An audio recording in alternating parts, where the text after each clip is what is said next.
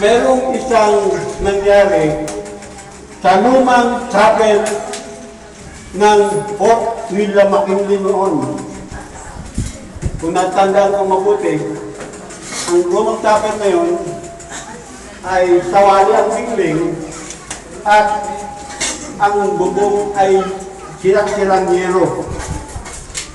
Reminiscent of the liberation of the Philippines.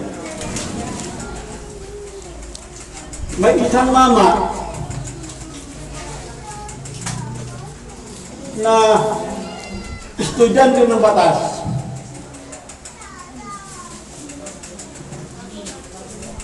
Na dahil sa pagpak ng arkitisip, ibinala sa gera ng gobyerno sa Korea. Ang pangalan noon ay Angeles Leves.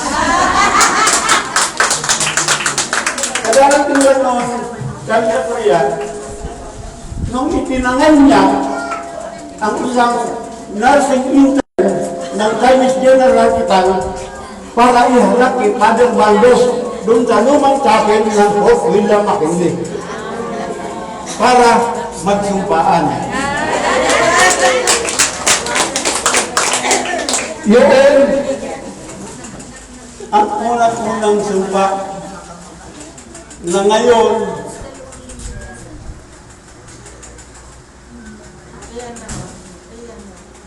"58 years na and counting."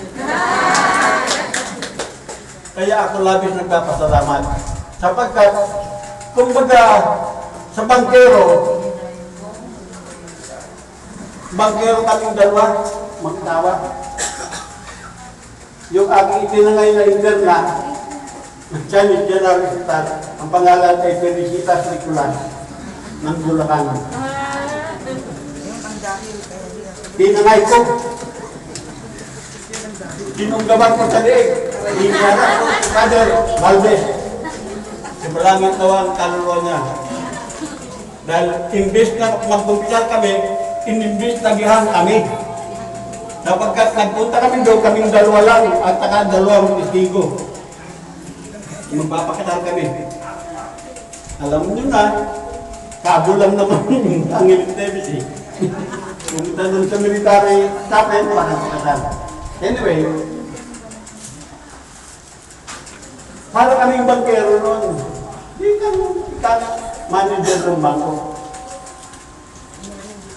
Hindi naman masama yung 58 years namin sapagkat kami bilang bangkero ay nagkaroon kami ng board of directors ng Sampo.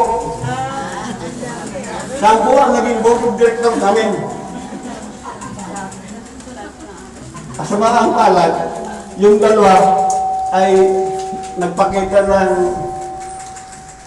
non-performing asset ka nga.